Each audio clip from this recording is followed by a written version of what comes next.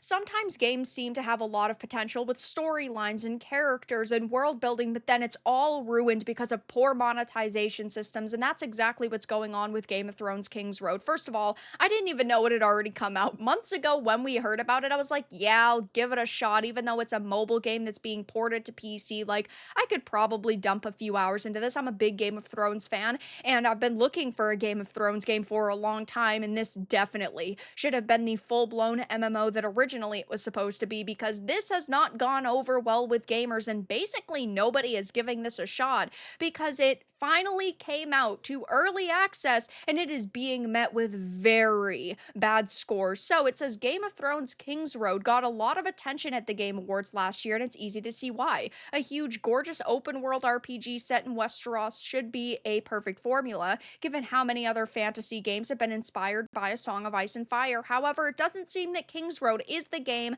that fans are looking for. So, first of all, right off the bat, as you can see, it did release in early access, so you have to pay an initial fee of either $24.99, $49.99, or $89.99. So it's not like it's a free to play experience, but the early access didn't go over well because virtually nobody was playing it. And you might think to yourself, okay, maybe as time goes on, it will go over better. The first couple of days for some experiences are kind of rough, especially if they don't have a lot of marketing. But this game actually did have quite a bit of marketing, though maybe it's the $25 initial entry fee, unless you want to go all the way up to an ultimate pack, which is $90. But this game also has pay to win mechanics. It is very poorly monetized. So while you're initially investing, it's not like you're getting the full experience. As you can see over on Steam, it is currently sitting at mixed. And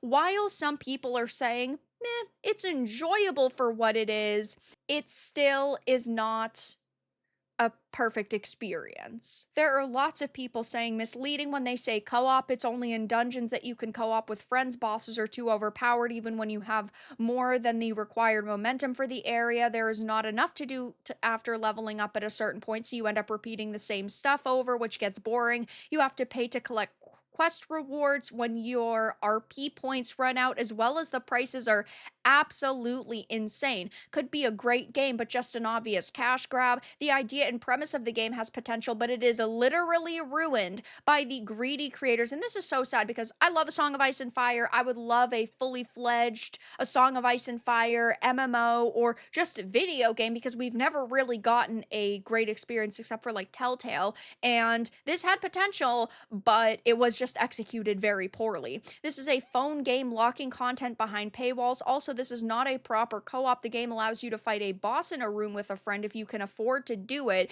You may need a second job, however, as much of the content is locked behind a paywall. You are even taxed to loot the gear you need to get stronger. Again, you must pay. It's not like a game that has some microtransactions, maybe like an XP boost or even a set of costumes for $20. No, we are talking about them charging you for every little thing. They want you to pay a monthly subscription fee. They only give you a certain amount of opportunities to loot gear before you have to pay. I mean, it is poorly monetized to hell and back. Now, am I particularly surprised to see that this has happened? Absolutely not. We all knew that it was going to be a very risky game to get excited for because it is Netmarble. They do poorly monetize a lot of their games. And while these initial teasers and trailers did look really cool, it seems that a lot of the experience is just ruined by pay for chances at more boss fights or pay for chances at better loot. And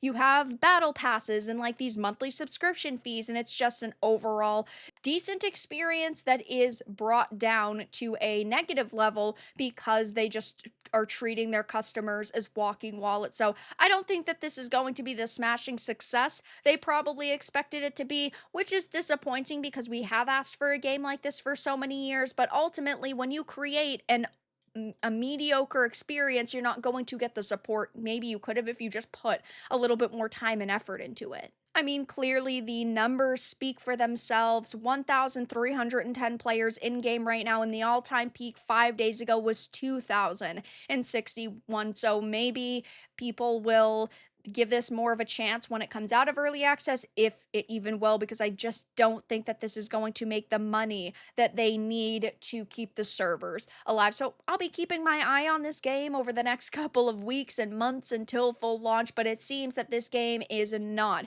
being received very positively because the microtransactions are just really scummy and they did not end up making the Game of Thrones experience everybody's been asking for. But that's all that I really had to discuss in this video. Let everyone know your thoughts in the comments below. If you enjoyed this, give it a like, and if you didn't, give it a dislike. I appreciate your support either way, but I'll talk to you all again in the next video really soon.